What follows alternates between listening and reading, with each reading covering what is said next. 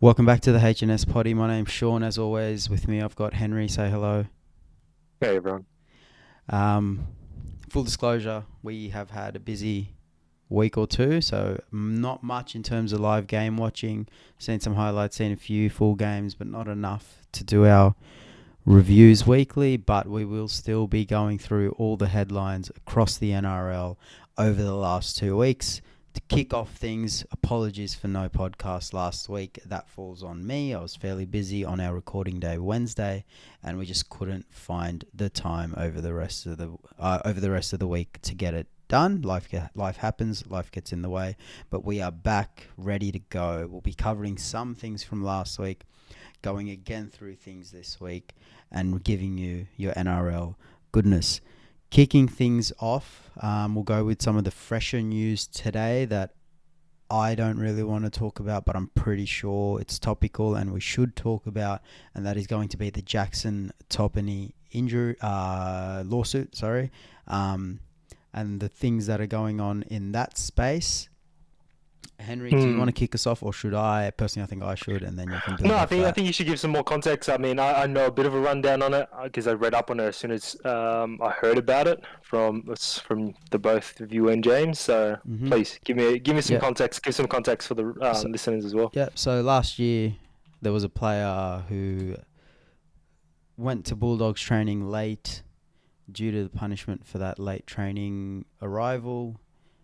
Suffered some mental health issues and subsequently stopped training with the team. Took laid low for a fair while. The player wasn't named at the time. It has since come out that it was Jackson Topany who arrived late, suffered those consequences, and then suffered the mental health issues as a result. Since Can then, you it's can you been. elab Yep. sorry, before you So continue, sin elaborate on those the punishment consequences? was, so he was about 10 minutes late, maybe less, according to reports. Again, we don't know the ins and outs. And again, according to reports, he was made to wrestle everyone in the squad, or a lot of people in the squad, 25 to 30, um, as a punishment for his late arrival. In terms of his reasoning, he has said that he was late because of a misreading of the schedule, and he was only late for strapping, not the physical part of the training session. My thoughts are pretty much, look, I would usually defend the trainers, and in the NRL, once you're there, I'm always like, look, they know what they're doing. The punishment surely fit the crime, and it probably wasn't that bad. Unfortunately, it's ended out poorly. Ever since the Keith Titmus incident, that judgment that I always give the benefit of the doubt to the trainers has gone. It's disappeared. I'm not going to judge them negatively, but that automatic, hey, the trainers know what they're doing, this is part of footy, is not there for me anymore. It's let the investigation happen, let all the details come out, and then if you want to form a judgment, you can. Or you can just be like me, where it's like, something happened, dude's got some mental health issues. It's not my job to really do anything about either of those things. Hopefully the right thing happens, and I don't really have the power to make a change there. Obviously we all have our opinions, but being in the position I'm in, and with the career trajectory I would like to have, it's not my place to sort of start judging other sports scientists or conditioners on what they've done, but at the same time, I don't want to be negatively then judging the player as well. What I will say is, you don't get into first grade without being willing to train for the most part. There are some players who sort of come through pretty lazy, but most players are happy to do the extras. So I don't know, how accurate or how severe the punishment was for Jackson, whether it was appropriate or not. Um, and with the amount of unknowns, it's sort of, for me, my opinion is, I'm just going to leave it. I'm not going to degrade the trainer. I'm not going to degrade Jackson. It's an unfortunate situation for almost everyone involved, and hopefully it's a good learning process for people and both parties can come out unscathed. I know that's a very politician answer, and I'm assuming you've got a very different answer, Yep. Henry, so let's get you started. No, I think, the way that you just spoke about it then, yeah, I agree. And, you talk about Keith Titmus, not that he was close to me, his brother was close to me. We grew up together in um, high school, and we were actually in the school leadership together as well. To see his brother pass away because of, training, it's pretty devastating. Mm-hmm. So, I mean, when you kind of brought relation to that, it kind of calms down my emotions, or not emotions, but my reaction to the situation, because I don't know the full story, of course. In my eyes, I think, you turn up late, you do extras. That is just part of part of the game. I think those extras will make you better. It will give you a learning, or just a learning situation that if you run late, you're going to get punished for it, and you're going to have to work hard for it as well. Um, whether that whether that punishment was something that was as severe as it seems like it has been when it comes to, I guess, the after effects of it all, I'm not too sure. Reading a small article about it, it seems such a small thing to then start pressing charges for. And I was surprised.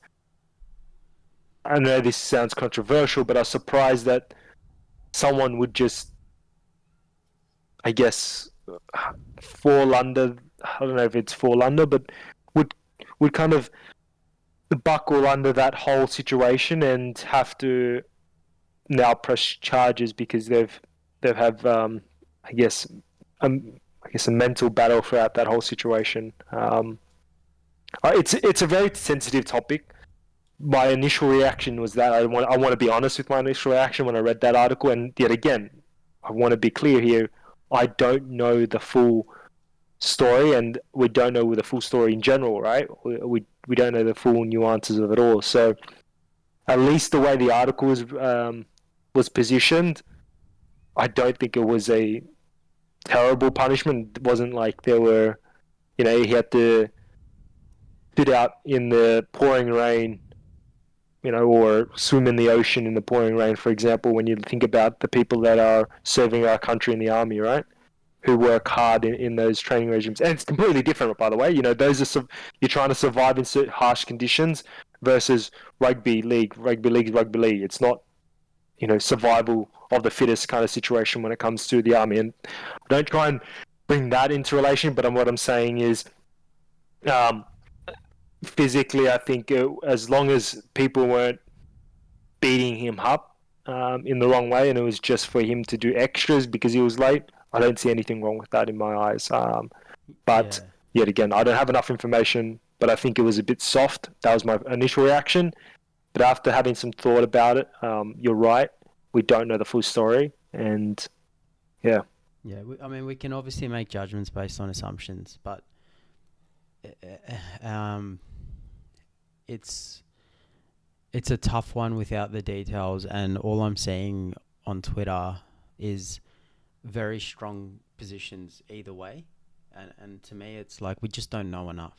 Like we there aren't enough details available publicly for anyone to have a really strong position either way.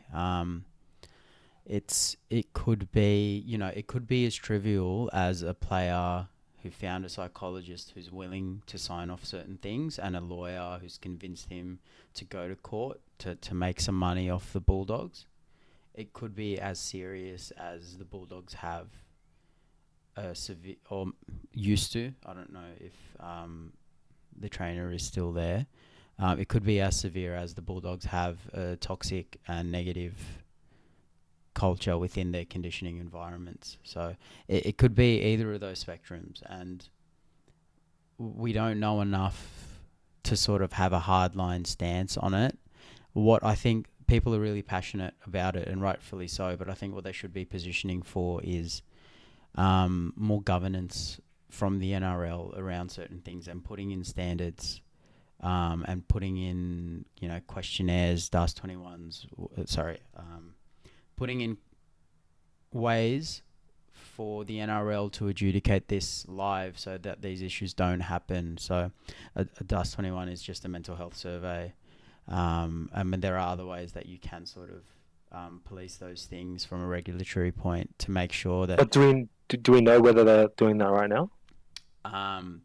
It'd be a good question to ask. For the most part, players do have the option to sort of speak about those things and to have those things checked in on. It's usually part of like a number of different things they do, but in terms of live training, I doubt they'd have something like that in place. And this is more just not the clubs to have it in place, but the NRL to have a framework that all clubs need to adhere to, just to have a bit more clarity around these situations, and to give a bit more confidence in the public that, you know, the players are being looked after.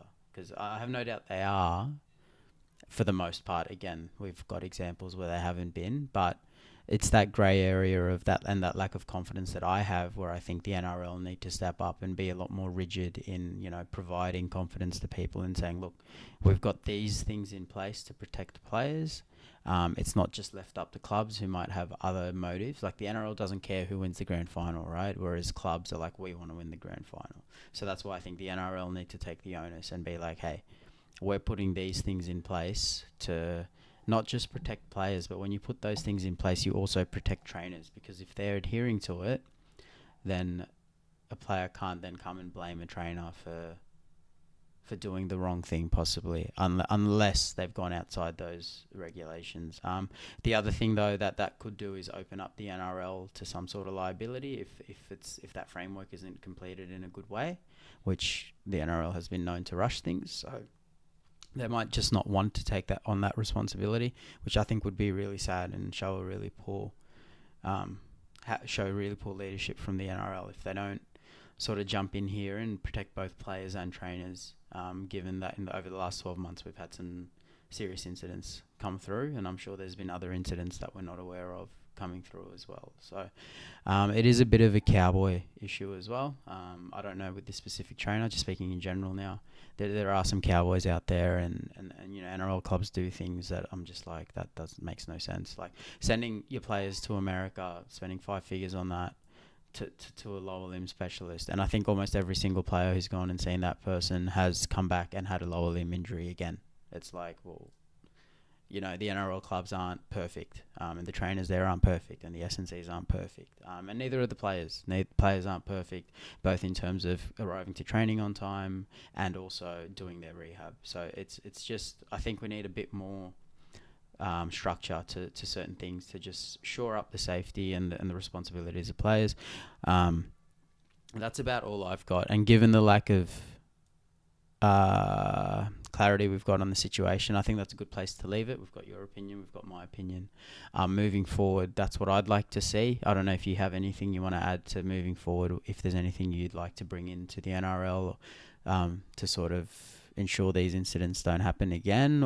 And by these incidents, I don't mean purely just mental health, but also incidents of confusion within the public, because let's be honest, the NRL is a public entity that the public pay attention to, and the fans matter a lot. Yeah.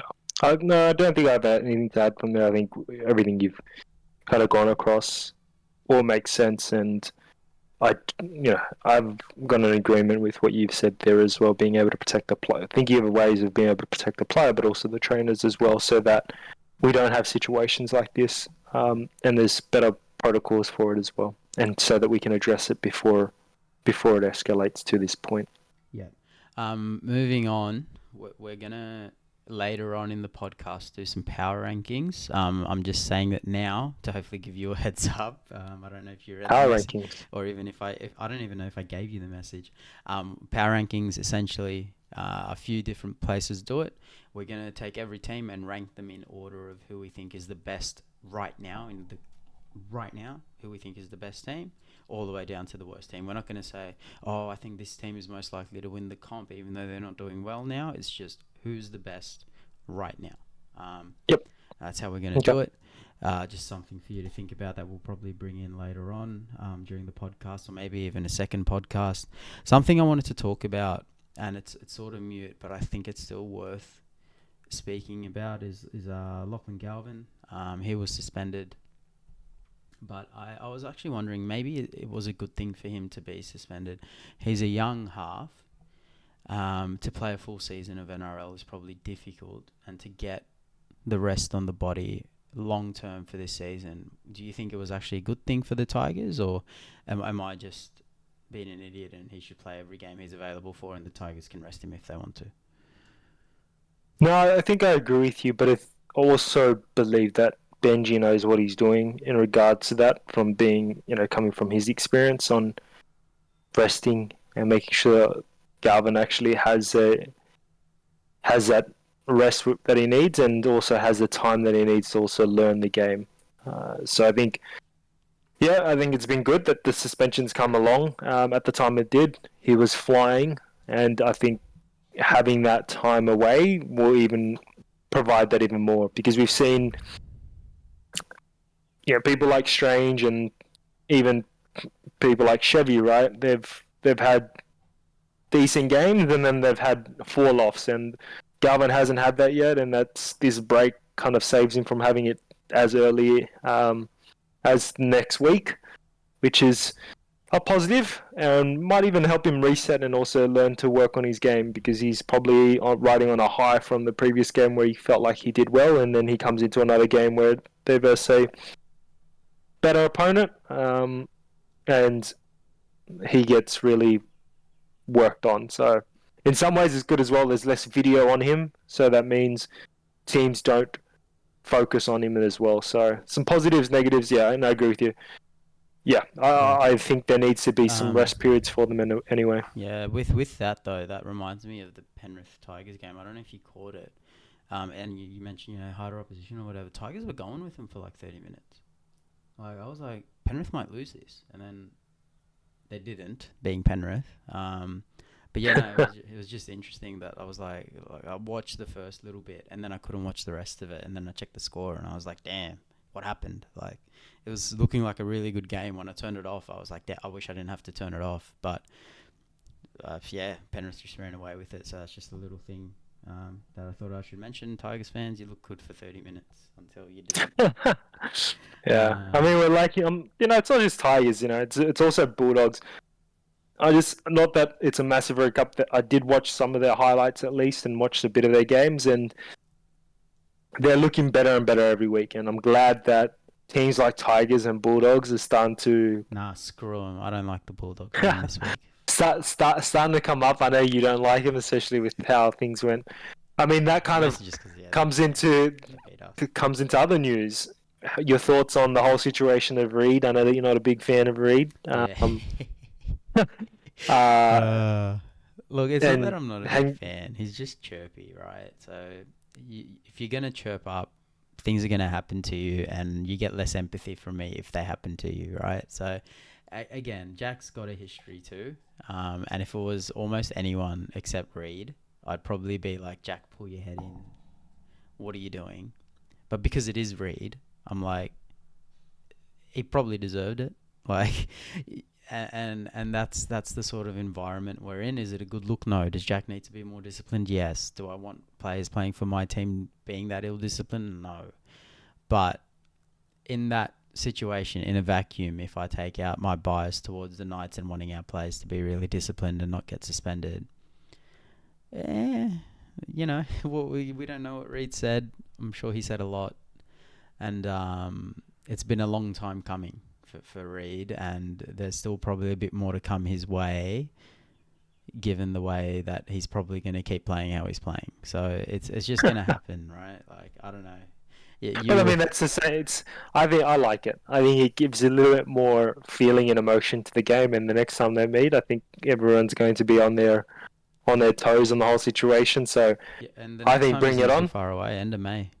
Yeah, be a grub, and you'll see grubby stuff happen to you. So I think it's exactly what you said there. I think there might be some chirping that Jack didn't really appreciate, but also I think you're doing it to the wrong person. He's a live wire. He'll react, and he is emotional in some ways. Is he doing it to the wrong person? Like, if you want the reaction, you want the send-off, right? Yeah, well, there was a funny story that I don't know if you listen to 100% Footy this week, I haven't yet. or if you listen to it at all. Actually, no, I don't. Yeah, Um, 100%. I don't listen to it all for the most part. I'm so joking. I was listening to my on my bike ride today, and the other day, Sorry, one of the listeners, in funny case you didn't things. catch that, Henry loves to ride his bike. Yeah, you're going to hear that multiple times a podcast until his. I'm surprised he hasn't mentioned it yet. Until his triathlon. Yeah, I'm not going to mention that yet. I'll do it once I do it. Anyways, so one of the things that Gus said during that podcast was one of the moments when he was talking to Jack was they were finishing up training, or I think he came back. He came to training and he was talking about what happened over the weekend, and he was at a bar and he was approached by four men and ended up beating all four men up. Oh, Um, yeah, yeah, yeah. yeah, so that Yeah. I think you would have seen a snippet of that. No, it's Gus has told a story before, Yeah, because well, there you obviously go. him and That's where I say, Jack is a live wire. It's not a person you yeah, want to kind of mess around with. So Reed clearly barked up the wrong tree, and he got a reaction, and he finally, whether it's the reaction he wanted, but it's the reaction that he's going to get, and hopefully the next time they meet, we see some more of that, and no, Reed no, hopefully no. backing it up. Hopefully we don't see it. Hopefully I my do, I do. I player hope I doesn't see get it. sent off. I don't really care about the night, so yes, let's see it. Um, You don't Another care news, I about mean, with the Reed. Knights, Yeah, there's some big news there. Ponga out, yeah, and I think out for a long time, 12 weeks, I think it is. yeah. At a minimum. Minimum as Yeah. well. So Yes. Liz yeah, Frank. whatever, bro. That's I injuries are mean, that's injuries. They're weird. gonna happen. But, I've stopped stressing over the Knights. There's too much else going on there. Like, to me, whether Pong is there or not, we've got bigger issues we need to fix. yeah, I Like, wanted to address that because, I mean, not just your team, it's my team as well, that is going through a tough time. And I kind of want to dive into that because that's a bit of a news on, and it's something we follow quite deeply. But your thoughts on the season of Knights so far, and yeah. I where mean, you you think can see it basically just by how many times we've changed our halves, right? We don't have a plan. There's no. what happened there. I thought it was because Cogger got injured. Well, I don't know what it is, but even if it is because Cogger got in, like I've been off the footy for like I haven't updated myself on the round. I've just been like, screw this shit. Like, why am I going to pay attention to the team that's doing like they're doing, right? But let's pretend he is injured. Best case scenario in terms of what I'm about to speak to as a negative. Obviously, we don't want players to be injured, but um, it's we've made our own bed in that. We're always chopping and changing our halves. Like, how do you change your halves 3-4 times in a season after 7 rounds of footy? Like, what did you do in preseason? Do you not have a plan? Like, we're wasting so much time. You might have put the actual hours in to prepare, but how was the quality of your preparation if you have no idea what your best halves pairing is going into the season? Like, what are we doing here? I think there's a lot going on at the Knights. I don't think it's just based on selections as well. I think our engine room isn't doing very well at all. I think something needs to change there heavily. I sort of earmarked it a few weeks ago. I think we can't have both Safidi boys in the team anymore, at the club anymore either. Like, there's too much money for not enough return coming through.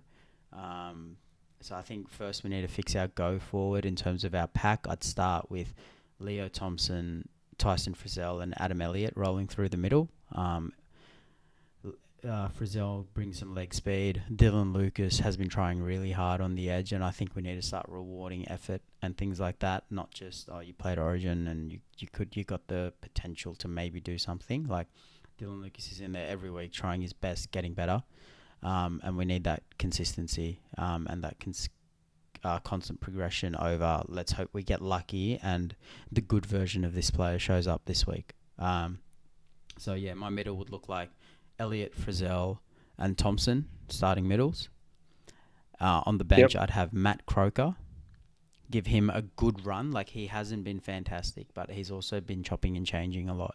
So I want him to get a good, solid run with a very defined role for a number of weeks. Let's see if he can hack it or if he can't.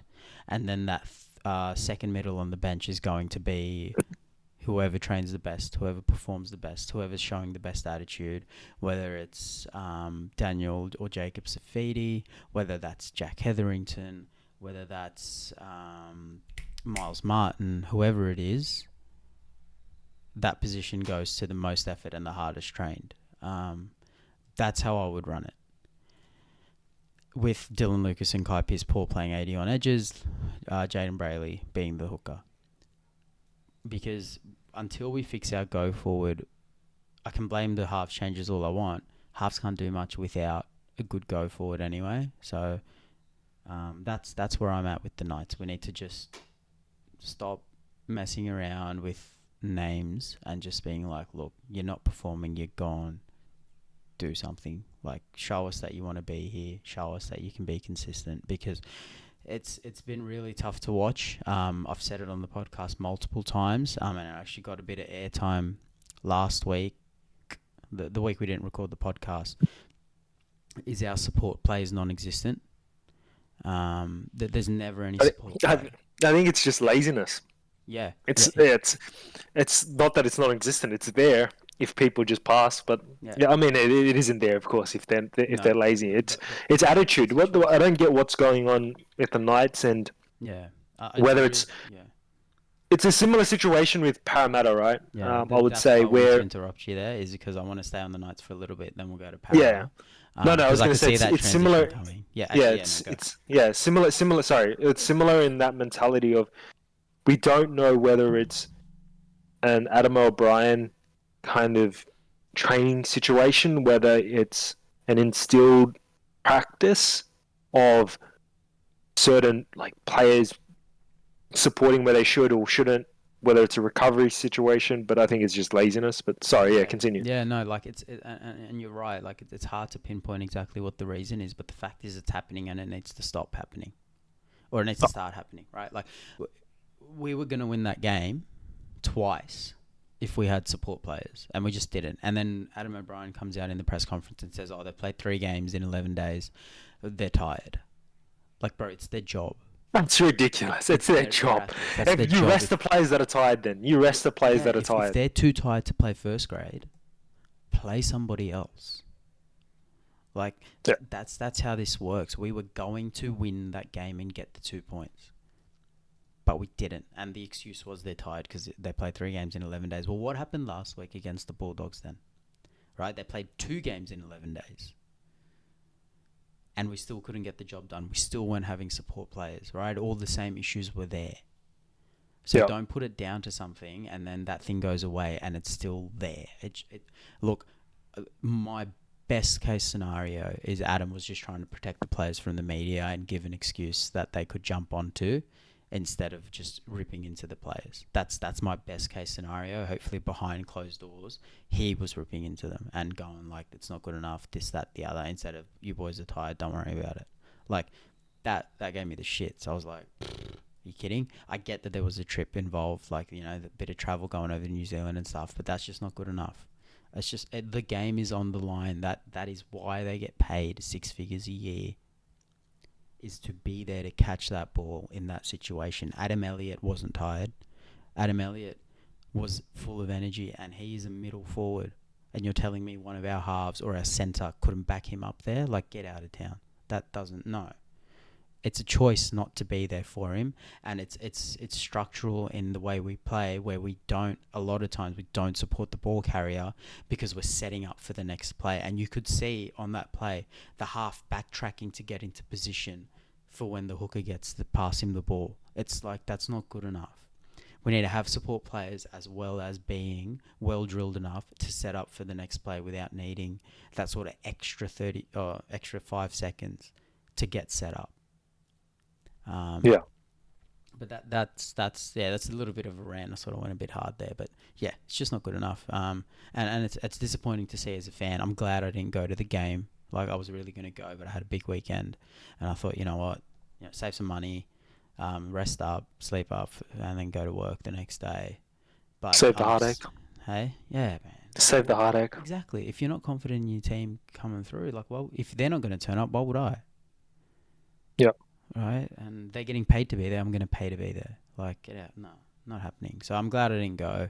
Hopefully they turn around because I'd like to go towards the end of May against the Bulldogs, funnily enough, up to Newcastle. But yeah, it is what it is, man. Like yeah, nothing's changing at the Knights for 15 years.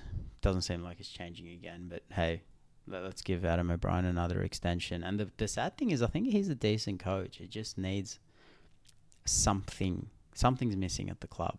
And yeah, just maybe a bit of guidance, or which we thought Peter Parr would do, but he didn't. But I think it's a little bit more clear what the situation at Para is like. But then after Teamless Tuesday, it got a little bit more murky. I don't know if you want to take the charge on that, and then I'll just put in my 2 cents. Yeah, mine's... Yeah, I don't know. I don't even know where to start. But just last week, when you look at the effort that the team put in the second half, it kind of just goes to show you. And the comment from BA about being a part-time NRL player, I think that hits home, especially when you see it. And I watched the captains run this morning with the leadership of Polo, RCG, and Gutho speaking. It's always sad to see someone like Gutho talked about as a part-time NRL player, just because of how much effort he puts in. And I'd say him and Dylan Brown have been 10 out of 10 every week. I would say since the start of the season, they've put a lot of effort in, and they've been there when the team needed them. But the team themselves, I don't know what's going on. We look unfit. That's as simple as as simple as that. And defensively, there's an issue, and it hasn't been plugged up. We've had BA as our Brad Arthur as our coach for the last 10 years, more than that now. I think it's 12 years almost. And fundamental defensive errors we're making every time, like not sliding, giving him too much room on the wing, jamming when we shouldn't be jamming, not using our sideline as another defender. Yeah, but Situations like that. One thing that you mentioned on fitness, I actually think they look fit enough, and this is one bit I agree with Brad Arthur, and I'll let you get back to continuing what you're doing, because I'm sure this will turn into a discussion if I don't, but just wanted to chime in. I think it's a choice for them to be lazy, not that they don't have the energy and the fitness to do it. Anyway, keep going. Oh, for sure. No. Let's continue on that. I agree with you. And that's why I said it was more of a speculation kind of thing of, is it because they looked unfit? And it's not that. They look unfit because they're not trying, because they just drop the ball. I don't know why. I don't know how the team is feeling or thinking during those situations. I get it. It was hot last week up at Darwin. But you've got a crowd that barely sees you and only sees you once a year. You had fans that turned up for you in the stinking heat, and you had a team that was battered and bruised from injuries. And you lost. Yeah. You lost your energy in that second half. You got smashed. You did what you said. You lost your energy. You lost your effort. And it's definitely on the players, right, to come up with a certain attitude. But where I draw the line, and it's similar to Adam O'Brien, where it's on the players to be support players. But A, they need to be prepared well enough to be those support players. And B, if they're not, they need to be held accountable. And you do that by dropping them. And it's not always the answer, right? Sometimes you drop a player and it's just chopping and changing, like with our halves. But with Parramatta, he comes out, he calls them part-time players, and it's not the first time, so it's not like he's trying to get a response. This has been an issue for a number of weeks this season. You're up and you're down. Who did you beat at home? Somebody good. Manly, I think. Manly. Yeah, you beat Manly. But the week before that, you were poor. And then the week after that, you're poor again. So you can't keep having that ebb and flow. If you beat Manly and then continue to stay well, different story. But it's happened again. And he's picked basically the same team.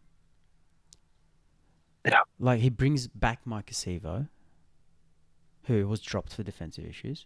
He's going to put Ethan Sanders, who I think is the right call, but why has it taken this long? and it's a young kid who's being put to the wolves now, like Manly away, like good luck debuting there. And then the rest of the team is very similar. It's the same sort of recycling of players. So you come out, you call these players part-time footy players, and then the guys who are actually part-time footy players and full-time tradies or full-time accountants, whatever they do to pay their rent and mortgages, they're out there slaving away, not getting a look in. Yep. Like, Yep. if it's an attitude, if it's a choice, give it to the people who are choosing to train as well as work full-time. Because they're the ones that have the energy, or at least want to make the it. Desire, have the motivation. Yeah, I agree with you there. I'm just I'm lost for words because I'm so frustrated with being an Eels fan. It's so frustrating to see just the same things over and over again, especially this year, back and forth. You look at our Instagram page and you look at some of the posts and the comments that are in there, and it's something Viv actually does after the game, especially when we lose. She loves to see what the comments are on the post afterwards when they post a score or whatever they do after the game. Any post that they put, and you just see all the comments that people have put there, and you can feel the fans' frustration on the decision making from Brad Arthur, and you can see the loss in faith in Brad Arthur and his ability to coach the team because of his selections. That is something that I don't know how as a club you read into that, and sometimes you shouldn't. People are just emotional. People say those things online. We don't know what happens in the club, and Brad Arthur might be doing great things, and it's just because of the players aren't showing up. But we don't. Yeah, when I look at it, I say, what is the one thing that is consistent? And I would say the most consistent thing is BA. He's been there for, like I said, 12 to 13 years, and the same issues are still occurring. Yes, he's fixed up a lot. He's brought us from wooden spooners to grand finalists. Unfortunately, we didn't take it home that year against a very strong Panthers squad. But we've really just gone backwards from there. We haven't improved since that season. Last year we didn't even make the top 8 after being in the grand finals the year before. That says a lot to me. It says either our recruitment is an issue or there's a problem with the way Brad Arthur coaches and his ability to select players. Yeah, it's a tough one. I think with Parramatta, BA still might be the person to have the head coach title, but I think there needs to be a restructure in how certain things happen, maybe. I think because if you do get rid of him, who do you bring in, right? Like maybe Wayne Bennett, but you're not the sort of club that I'd be picking the same options as I have been for the Knights, right? Like you're not the type of club that would get that sort of coach in. You should be the type of club that's trying to win a comp at the moment. So I just look at that and I think, well, it's not working.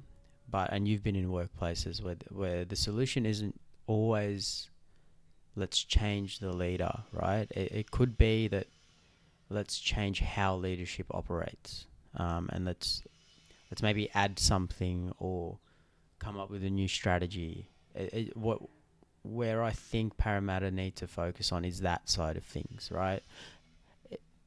Because Brad Arthur is very close to the players. Like you said, he's been there for a very long time. And it's his job requires him to be close to the players. Maybe it's time to sort of separate the two and bring in somebody who's going to hold players accountable without needing to balance that care factor, which sounds cold, but again, it's the club's job to win a premiership. And that's also why previously and earlier in the podcast, I was like, clubs are cold and they're cold-hearted and they need to be. That's their job. It's the NRL's job to come in and make sure everything's above board, right? So I think the club needs to be like, look, BA, you might be the person to sort out our interchanges every day. You might be the person to be there at training and to be the head coach, but we're going to bring in this person as our defensive coach. We're going to bring in this person who's going to be a standards guy, right? Like, who's just going to be like, oh, you know, you haven't done this during the game. You need to improve this to X amount, or we're going to bring in a different player into first grade. And maybe they do that already. So maybe they need to change it up in a different way. But something needs to happen there structurally, because while BA is the only consistent person there for a while, when you see problems that last this long, like at the Knights, sometimes it will also transcend that, and you'll get a new coach and have the same problems. Like, you look at the Titans, who are in a similar position, right? New coach, same problems. You need to do something pretty drastic to change it. And it might not even look positive from the outside, right? Like, we take the Tigers, for example. They've done something drastic, and I have heavily criticized it, and they're not criticism free. It's not a perfect solution, but it's working out better than it did last year, and that's all you really want, right? Like, let's do better than we did the year before, and let's just make sure we're not going backwards. So I think that there's something to be said for that as well. So if I'm Parramatta, I'm trying to approach it in a different way and see maybe, like, how can we add or change things to fix things. Obviously, that should be the head coach's job. Maybe it's time to restructure, get the general manager of football, I don't know if you have one, but get them a bit more power and a bit more responsibility, and start to go from there. That's my take on where Parramatta's at, because players have improved under Brad Arthur, and that's the biggest indicator I have of a coach. You know, you look at names like Jermaine Hopgood, Mitchell Moses, Regan Campbell-Gillard. They've all improved. Dylan Brown. They've all gotten significantly better under Brad Arthur. Like, you knew my opinion of Mitch Moses 2 years ago. Now, I think he should be the 6th for New South Wales if he's fit. Yep. Doesn't happen overnight. Doesn't happen with a bad coach. So I just think it's a structural issue that's going to take some sort of leadership to fix. Yeah, for sure. I want to see a change, and it's frustrating. I feel like not even watching the rest of the season just because of that. When your team is, when I say the rest of the season, I mean just watching my team, following it as closely as I would be wanting to if the team was doing and performing better than they have been. And even if teams are losing, like I go for the Knights. Even if teams are losing, you still pay attention. It's how you lose that dictates how invested you are in the season. No, for sure. When the Knights were losing a bunch in a row, I was still invested because we were trying new players out. We're seeing how they went. We're getting pumped, but I was like, oh, I could see the light at the end of the tunnel. Maybe this guy, maybe that guy. Or we do something crazy. It's just a big effort play. And I'm like, hey, I can hang my hat on that. That's a good bit of emotion for me this week. Whereas when you just watch laziness and disinterest, it's like, well, that's shit. Like, I'm not going to do that. I'm not going to watch that. I'm not going to support that. I'm not going to stand by that.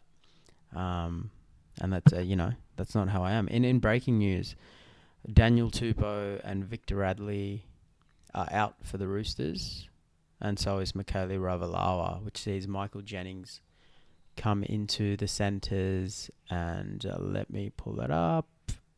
That's interesting. Yeah, Michael Jennings comes in. Connor Watson's going to start at lock. So is that injuries? Is that the reason why they're out? Injuries for all three. Connor Watson starts at lock. Sia Wong will come onto the bench, and Jack Bird comes into the centres, and Zach Lomax moves back to the wing. So tomorrow's Anzac Day clash. A few changes there. Just thought I'd mention. I'm excited. To see that game. I think that's one of my games of the week, and seeing Zach Lomax just absolutely on fire and coming to Parramatta next year, I think I'm really excited. Unless he does a backflip, if he's got some kind of cool down period on his. Well, there's a 10-day cool down period now. Apparently, I brought it back. It's insane. Well, he could have. I think swings around. He's only got a couple of days left to exercise it, so he hasn't already. So hopefully, just he sits by it. Yeah, it's a bit of a weird one there, but yeah. Anyway, no, it's a good game. The Dragons and Roosters always pick up for the Anzac Day game. So that's going to be sick, and this is so shit. So you know how earlier I was like, oh, the Storm and the Warriors won't play each other for Anzac Day, and I think that's a really good sort of traditional fixture to have, and would play it in New Zealand and then play it in Melbourne and just switch the games every year. And they've changed that now. The Warriors are going to play the Titans of all people. Like, come on, man, give them a bit of a grander club. All due respect to the Titans, but give them a club that's a bit more important. Yeah. And the NRL. Sorry, yeah. I've got to put a pause on this. I've got. Sorry, someone's just trying to call me. I've got to. Yep. Sorry about the little hiccup. We're not editing extraordinaire, so we've just done a pause on the recording. We're back now. We were talking about the Anzac round, which you guys are like, well, I just heard it 3 seconds ago, so why are you reminding us? It's because it was a little bit longer than that for us. In hindsight, it's probably something we can brush over quickly. It just sucks that the Storm and the Warriors aren't facing each other. The reason I brought it up is because the Storm versus the Warriors is the cover photo on the NRL website right now. If you go to it, the top featured story is emotions high as Melbourne Stars prepare for unique Anzac service, and the photo they're using is Melbourne Storm versus the Warriors, and that ceremony they have before the game. So it's just kind of shit that tradition's gone out the window. But that's the NRL, isn't it? They suck at tradition. They suck at doing things that help grow the game and just make weird decisions every now and again. I'm sure Vegas will go the same way. It'll be great for a few years, and then we'll forget it ever happened.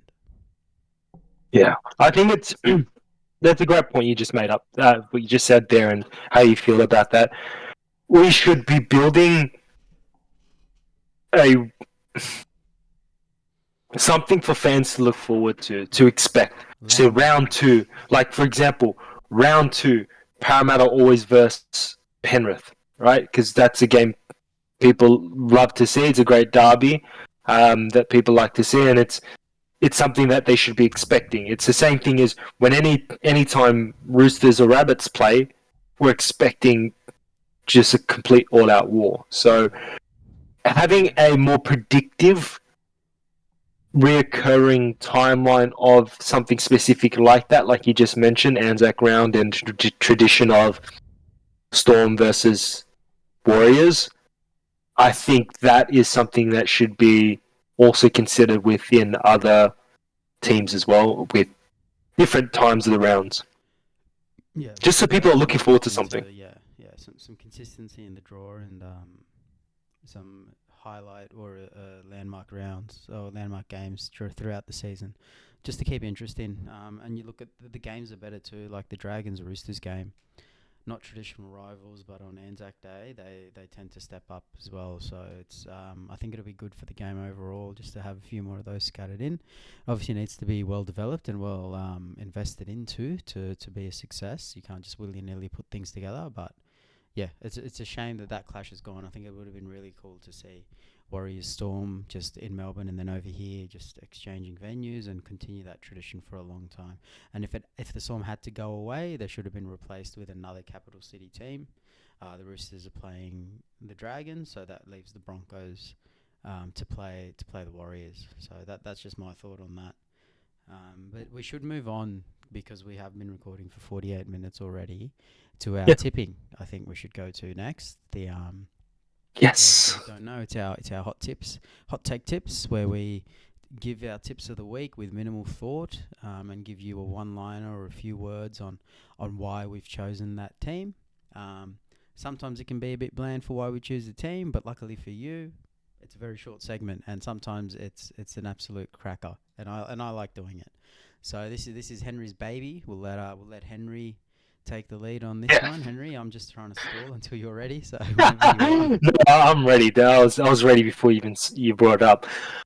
Okay, round 8 it is, and we've got the first game on Thursday, and that is the Warriors versus Titans. Yep, I've gone the Warriors. There are other reasons, but to be a bit more variety, Anzac Day, first time for the Warriors at home. Want to make a statement? It's a good one. I'm going Titans.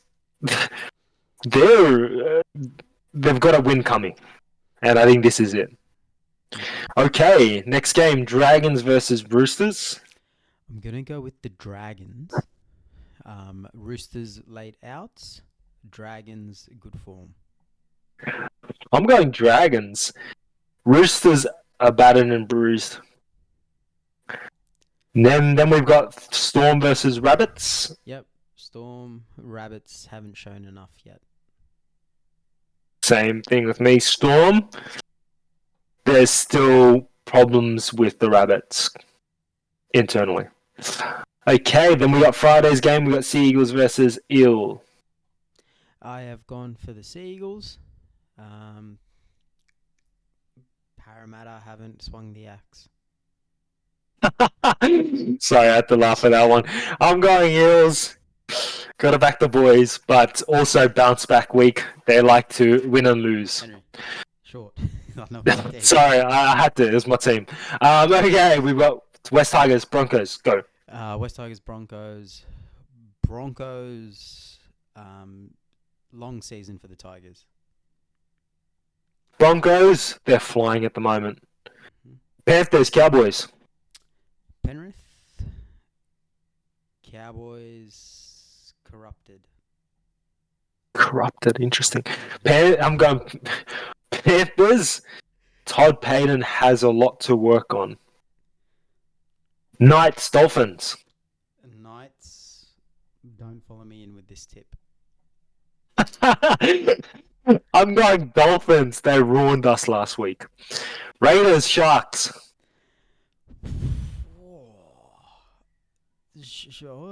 Sharks, no Jamal. Sharks. Not junior, sorry, but rookie halves. Yeah, that's a weird one, man. So or inexperienced, sorry. We already for a spoke better way. about one game of the round, your one a little bit earlier. This Sharks Raiders one is going to be pretty interesting. The Raiders, we've mentioned before, are very much a adversity team. They embrace it. They perform well. So with no Jamal Fogarty being at home as well, I'm going to be very interested to see what the Raiders do here. And we speak often about changing strategy and adapting and structurally making changes to improve your team. That's something Ricky Stewart is very good at. So I'm going to be interested to see how the Raiders approach this game. I think it's a good litmus test for Cronulla as well, because even without Jamal, the Raiders will be there and ready. So, yeah, I'm actually very interested to see this one. If it was away for the Raiders, I might be less interested. But because it's at home, they've had time to prepare. They knew since the last game that this is going to happen. I'm very curious to see what game plan the Raiders come out with, especially considering that their original one probably can't happen anymore. Yeah, I agree with you there, and I think it's the other thing for me is seeing where the Sharks are at. Yeah, the Sharks, even if the Raiders turn up, the Sharks need to win by like 30 points. Yeah, I think the Sharks need to prove that they are a top 4 team. Yeah. And they're actual contenders, not pretenders. So let's see how that goes. I want the Sharks to fold, but I also hope they succeed because I want more consistency out of the top teams. Yeah, I want to look at the top teams and be like, they're such good teams. Yeah, I agree. Yes, and that's why I say that, because right now the only team that I can say I feel confident in most games to back are Panthers and Broncos at the moment, and the Storm, surprisingly. Well, with the Storm, yeah, I would say those three. I don't know how accurate it was, but we'll go with it anyway. If games went for 75 minutes instead of 80, Melbourne would be coming like 15. And like, you know what, winning's winning. No, I disagree. I think Melbourne will step up, even if it was 75 minutes. Yeah. They'll make it win in 75 minutes. Yeah, it's an interesting one. I currently only have confidence in Penrith. I don't have confidence in Melbourne or the Broncos to be top tier. I have confidence in them to win every week, but I don't have confidence in them to be of that quality that I want to see every week. So that's sort of where I'm at with all of that.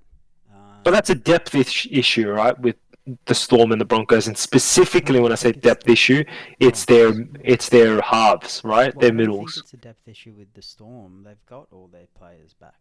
I think it's just a lack of something. I don't know what it is, but there's something missing at Melbourne.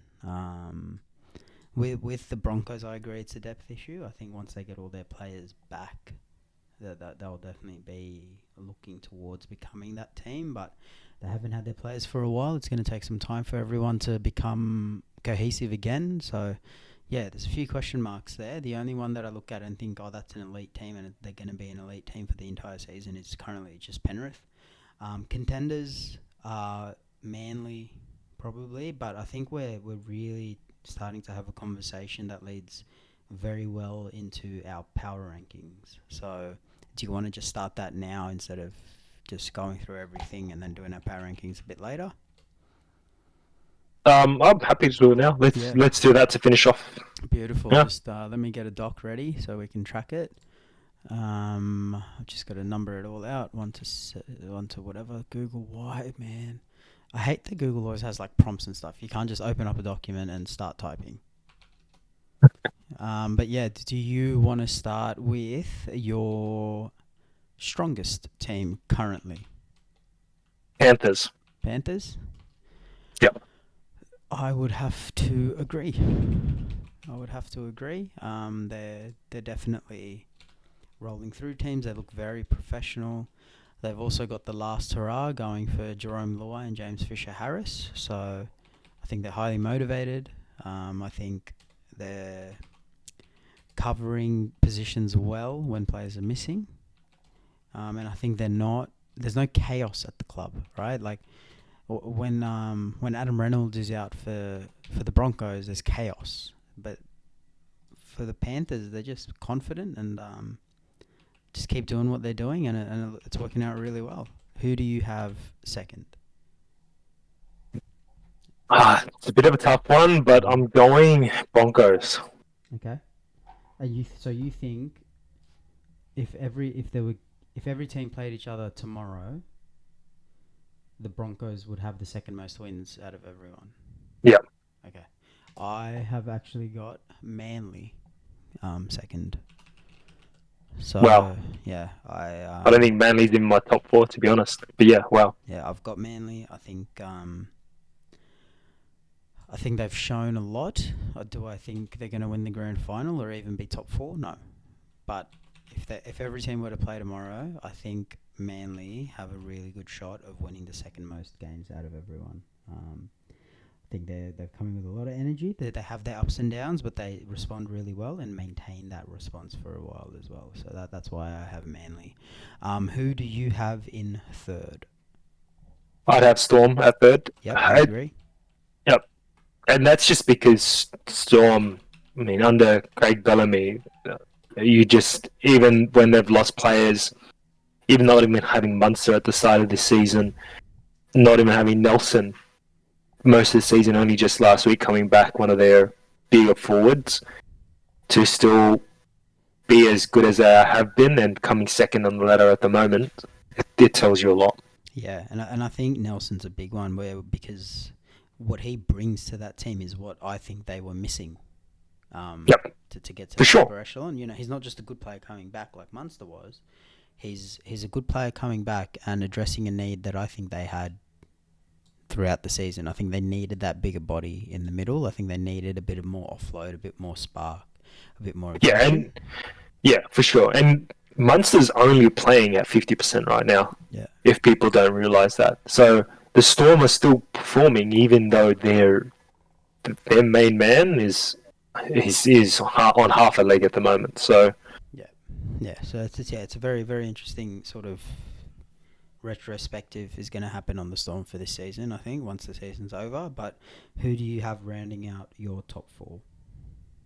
Roosters. Okay. So Roosters for me because yes, they're not even in the top 8. I just want to clarify the Roosters with Michael Jennings in the centres. You have them. So you're saying sorry, and let me clarify this for the listeners as well. Play each other tomorrow, who would you have fourth? And you've said okay. You know what? Sorry, it's a bit hard because of the fact that those injuries came up as well. Because we want to steer clear of. I think this is the 4th most likely to win the comp, right? Yeah. We want just power rankings for the short term. Okay, if you were to say that, and sorry, I'll have to go. I'd have to go Warriors for me. Warriors, yeah, I'm the same. The Warriors are a bit hit and miss, but if you look at the first 2 games of the season, they could have easily won those. Now, there's something to be said for they should have won those, right? Like, Melbourne win their close games. The Warriors aren't, so there is that differential in terms of quality, but I think the Warriors definitely are showing plenty. And yeah, I agree with you to have the Warriors at 3rd. Who do you have at 5th? I would say Manly. Yep, I disagree with you. I think Manly should be because you already have it up top. But I think Manly. Sorry, I just want to elaborate why I have them under, not in the top 4. Yeah, of course. Yeah, this should be effective on the season, I think. It's just like you said, they have some great resolve when things go bad, but I think they're still lacking a certain energy they need when things aren't going so great, and I don't know what that is at the moment, but I just feel like they're missing something, and hence the reason.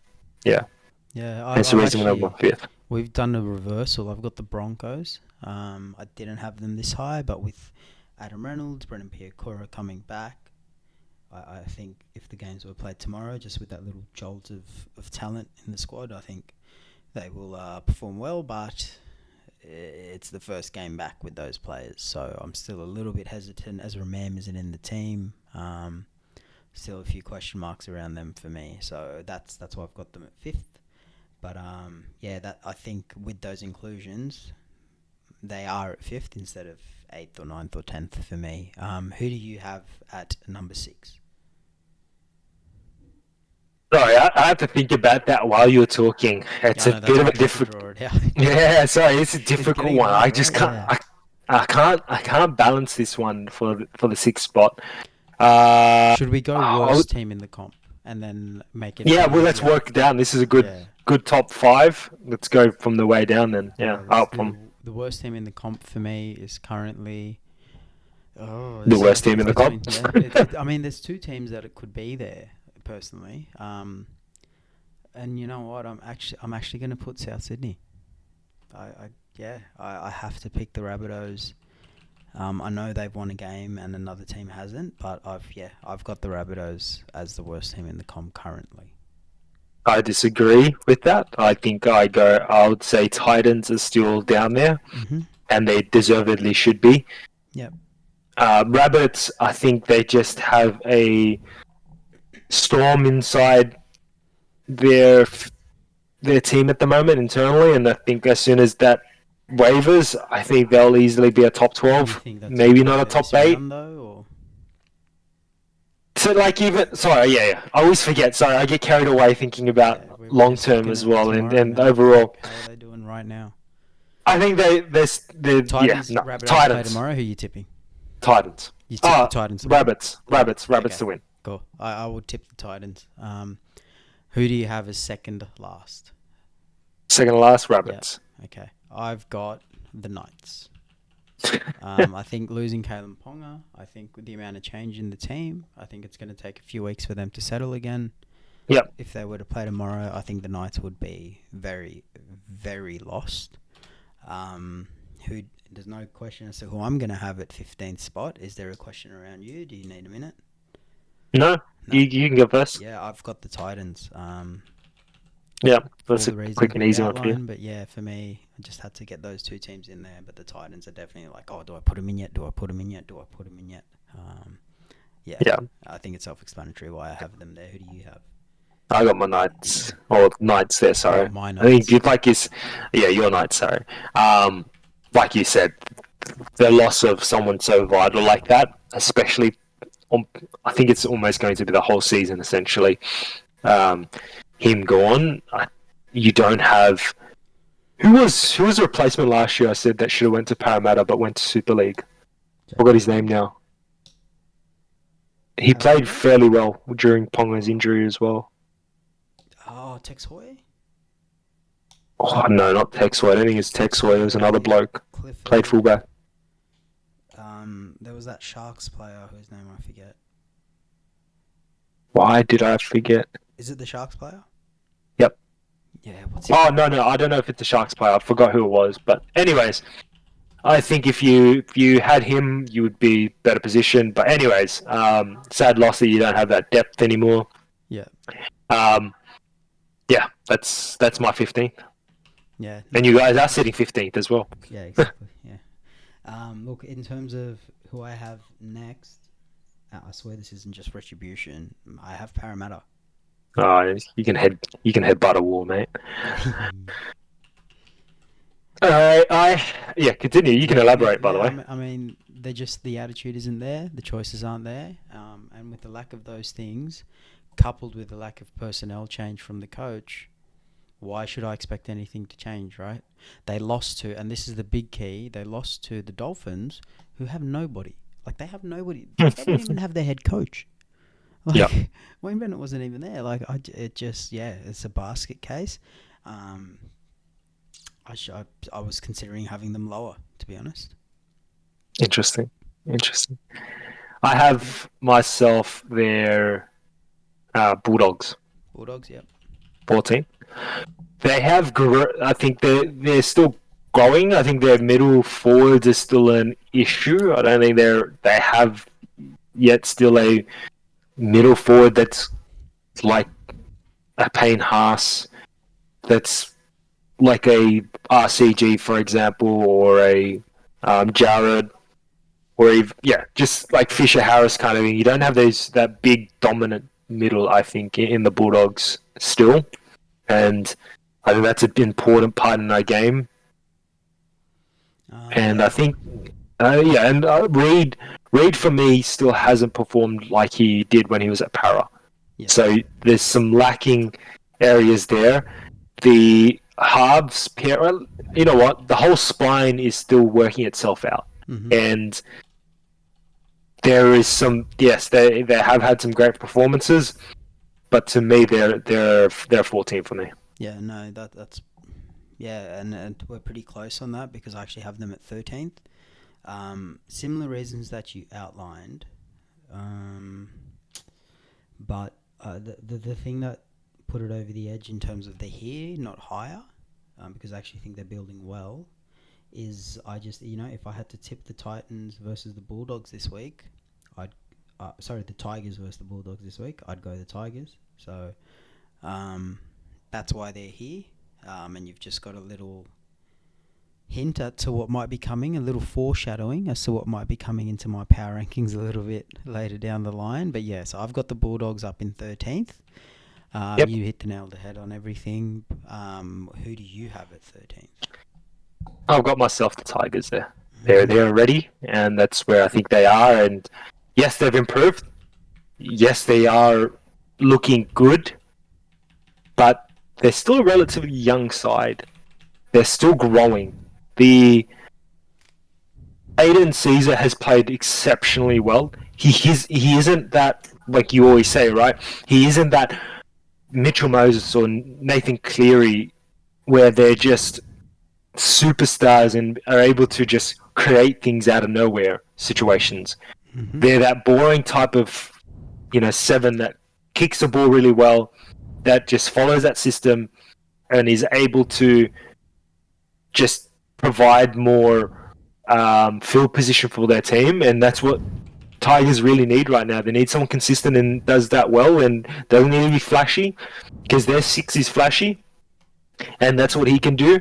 So, I mean, yes, Tigers do have some people in there. Appy's playing exceptionally well. He's probably the best. Yeah, he is the best number 9 for me at the moment over Grant, to be honest, this season.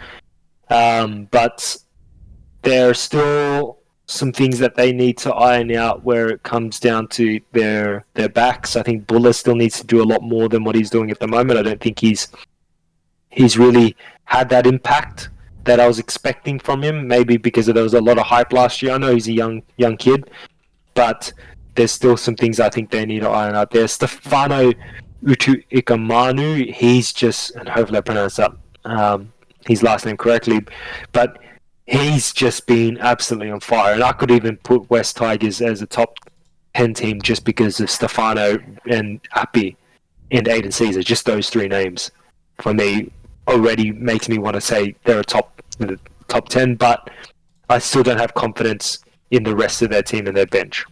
Yep. No, yeah, some really good points there. So we've both... Wait, so you've got the Tigers where? 13? That's where we're at, right? Cool. 13? Yep. I've got them at 12. You did a pretty good deep dive on them. I want to see them finish games better. I want to see them step up, quote unquote. I feel like that goes hand in hand with finishing games better. Like, Appy is a phenomenal player, and like you said, probably the best hooker in the comp for this year. And I agree with you. But the way he plays isn't really when the game's in the last 5 minutes, he's gonna be the one to win it for you. He will enable other players. He will put them into positions where they can win it for you. But I don't know how many of those options he has at the moment. Similar to Caesar, where he's, like you said, very solid, very capable, manages the team. He'll always make sure you're in a position to win, but you need people to ice it. And I just think they're lacking. Buller's not there. Galvin's not there. They might get there. They look really good, but they're just not there yet. And they don't quite have, in the centres, they don't have somebody to throw the ball to in that situation, like a Zach Lomax or a Valentine Holmes, So I think they're just that player finisher short before they get there. And they'll probably have that in either Galvin or Buller next year. So things are building, and they're going to have Jerome Luai as well. So things are building, things are looking good. But yeah, I've got the Tigers, at 12. Who do you have at 12? I've got my boys, Eels there. I don't want to put them there. I would love to put them higher, but I just lost confidence in them. The reason why they're higher than the other teams down at the bottom, and the reason why I haven't put them where you've put them, is solely because you don't know what Eels comes out. And even with Moses missing, we did win a game without him. But I think just Para, for some reason, when they want to step up, they can go head to head with the best teams. We're that team that trouble teams like Panthers, like the Storm, like the Roosters. So even with the team that we currently have, I still think they're still better than the bottom four of that list, or bottom five of that list. So You keep your Parramatta goggles on, mate. You keep. But they're my top 12. Boys. He's my top 12, sorry.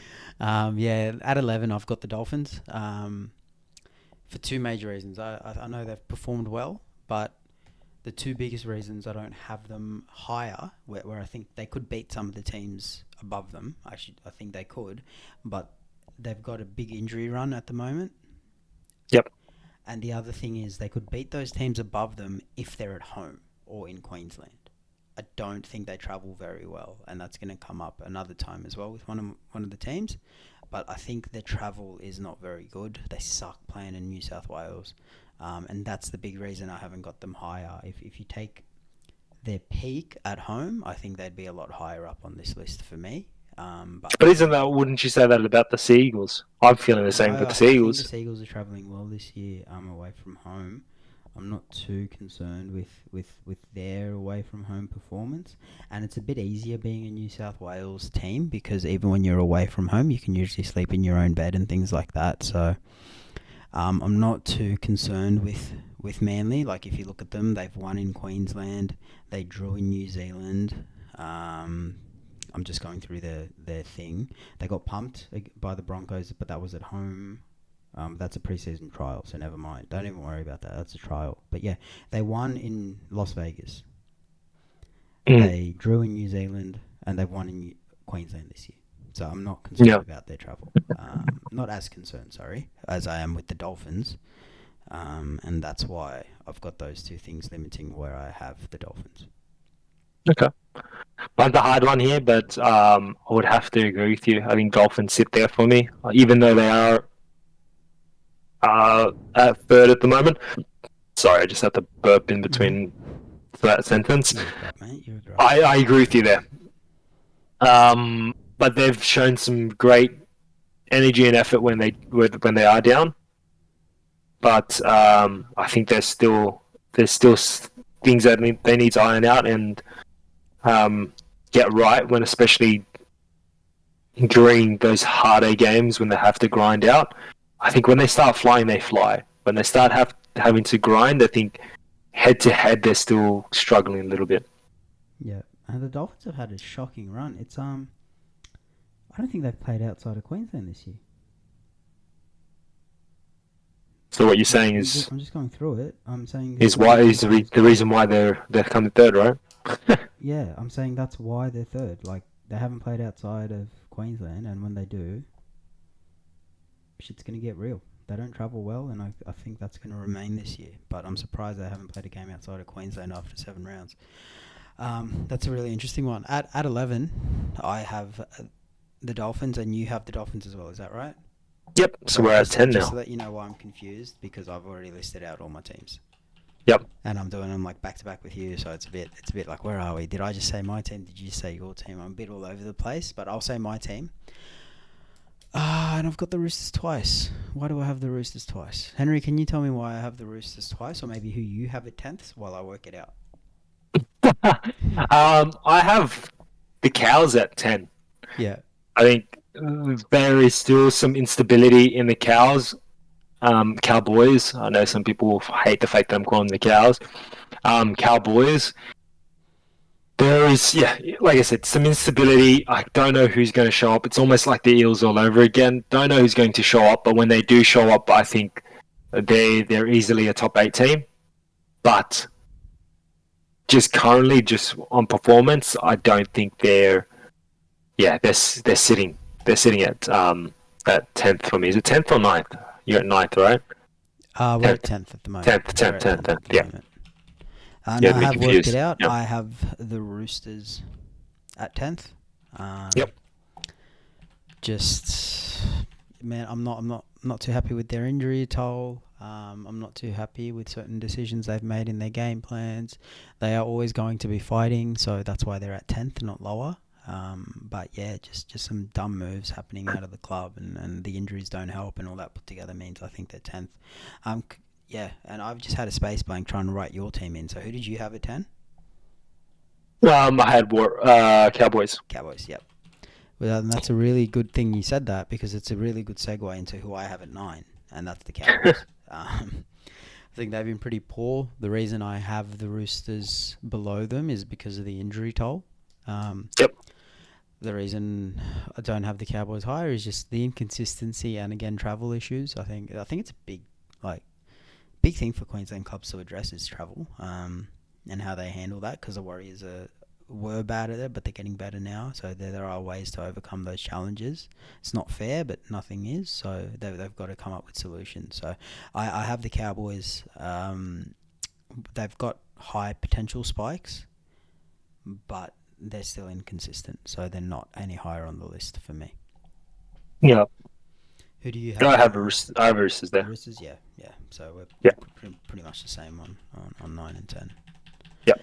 Do you have anything you want to say that I didn't cover on the Roosters, or should we go straight to our... Go straight to the next one. Yeah, I've got the Dragons. I've been impressed with how they've been playing. I'm mostly with how Shane Flanagan's handled things. I don't have them higher than the other teams on the list, even though I think they could beat them, because head-to-head they could beat them, but I think when you play all 16 teams, they will fall to a bit more than the other teams. So while things are looking good for the Dragons, I don't think they can manage it across 16 games against every other club. Okay. I've got, in that spot, I've actually got Raiders. Raiders, yep. Yep. I think the loss of Jamal is a big thing. It's going to really test their depth. Yes, they're going to fight, but it's going to be a tough uphill battle for them. Yeah, and I mean, it's much of a muchness, but I have them at 7, and I could say the exact same things. I just think I need to see how they perform without Jamal before promoting the Dragons ahead of them. I think if we do this in 2 weeks, the Raiders could tumble a number of positions. But right now, I have faith in their grit and their tenacity that they've shown, like that we've seen it, to hopefully maybe maintain 7th spot. I suspect I'm wrong, but Yeah. I'm going to give it a few weeks to see what happens. But yeah, so I've got them at 7. Yeah, I think I've got at 7. I should have kept track of it now. I forgot who I So put for I'll just the. go through who you've... Oh, for who? Where? Do you want to know? Go with my top 5 to get Yep, to so my your top 5. is Penrith, Yep. Broncos, Melbourne, Warriors, Sea Eagles. Sea Eagles. So while you're just sorting out who your last 2 teams are, and if you have them, feel free to just let me know. I have the Raiders at 7. I've only got 1 spot left to nominate, which leaves 1 club. That's Cronulla. They have been performing well. I just don't think they have the high end, the top tier, to win the games against the top 4 teams, probably. I think they can start winning top 8 games this year. Maybe not at the back end of the season, but again, we're talking about tomorrow. So I think they can win some top 8 games, but I don't see their star power coming through across the team enough to win those high-end games, right? Like you look at spines like Harry Grant, Cameron Munster, Jerome Hughes and Ryan Pappenhausen, Tom Trbojevic, Daly Cherry Evans. The Sharks lack enough, so the frequency of that high quality is not there for me. Well, they do have a good median. Have you sorted out your last 2 teams? No. No, you're still going? Okay, so you've got Broncos. Broncos. Why did I forget the last team? Who's my last team? So you got 2 teams to pick. So you got Broncos. Yeah, no, Cowboys. but I've got Sharks. I've Yeah. got Sharks at 6. Same as what you just said there, Yeah. but I don't know who my 7th is. Broncos, Cowboys, Titans, and Dolphins are all accounted for. Yep. Yeah. So that's all the Queensland teams. You've put Melbourne in. So that's the Victorian team. Have you put the Raiders in? Yes, you have. They were at 8th. That's the ACT team. You're missing the Warriors. Sorry, no, Warriors. Warriors are 4th. There we Sorry, go. no, you've got the Warriors. Yep, No, I you've thought got I the put Warriors at Warriors 4th. then. Yep, you put the Warriors in there 4th. So have you put the Dragons in? Yeah, I did put the Dragons in. I put Where? Dragons just. Oh no, that's who the next one is. Maybe because you're talking about it confused me. Yeah, Dragons. it's confusing, right?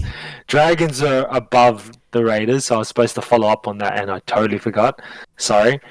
So it's Raiders at that 8th position, and then Dragons at that 7th position, and hopefully next time I do this, I write it down. So sorry everyone for me confusing everyone else. That's all good. They've got a list on the screen, so that's fine. Just to run through quickly, so just because we are running out of time here. Yep. We both agree on Penrith being 1st. There's a disagreement at 2nd. You have the Broncos. I have Manly. 3rd, we're in agreement, is the Storm. 4th, we're in agreement. That's the Warriors. 5th, we disagree, but it's the reverse of 2nd. So I've got Manly. I've got the Broncos. You've got Manly at 5th. 6, we agree with the Sharks. 7 and 8, much of a muchness. We've got the Raiders and the Dragons sitting in that tier. 9 and 10, we've got the Roosters and the Cowboys sitting in that tier. We agree on the Dolphins at 11. 12, downwards, there's a little bit of discussion for us in terms of the bottom tier. I've got the Tigers at 12. You've got Parramatta. 13th, I've got the Bulldogs. You've got the Tigers. So we have the Tigers sort of in the same area. We're disagreeing on the Eels. I've got the Eels in the bottom 4 at 14th. You've got the Bulldogs there, so we're in agreement with the Bulldogs. 3rd last, you've got the Knights, I've got the Titans. 16th, I've got the Knights, you've got the Rabbitohs. And at 17th, you've got the Titans, I've got the Rabbitohs. I think this will be a really interesting thing to look back on in a couple of weeks and see how much it changes. I think next week we'll go through, let's do a quick round, round 10? I think that would be a good segment or segue, or not segue, sorry. Good time to bring up where we thought people would be at the end of this year versus where they're at 10 rounds in. Yep, we'll go through our predictions. I'm pretty sure I have that written down somewhere. We'll go through our predictions next week. We'll do a short segment on that. We'd have to spend too much time. Yeah, that'll be a fun thing to do. I think we'll I was going to say something and it has totally escaped me. I forgot what I was going to say. But look, with our power rankings, we won't do them every week. We want to give them time to change and to really have something to discuss. I think it gets a bit boring if you're just changing one team every week. So we won't do it every week, but we'll definitely look at our predictions next week. And then maybe we can just alternate those two. Let us know what you'd like to hear from us. What you liked, what you didn't like about the podcast. We're still sort of feeling our way through it. Our goal is to not just review every game of the round. We don't watch every game of the round. We don't have the expertise to break it down for you like people at, say, the Fifth and Last NRL podcast do. So we're more just giving our opinions, starting a discussion, maybe bringing a different perspective. Henry knowing some footballers personally, going to Westfield Sports High, me being a sports scientist, seeing things from a different lens, and hopefully we've given you those different perspectives and point of views on different topics like we do with each other for different topics as well. So it was a great week, great podcast. We have run a little bit long, but you know what? We didn't do a podcast last week. So all's well that ends well. Thank you for listening and goodbye. Sarah.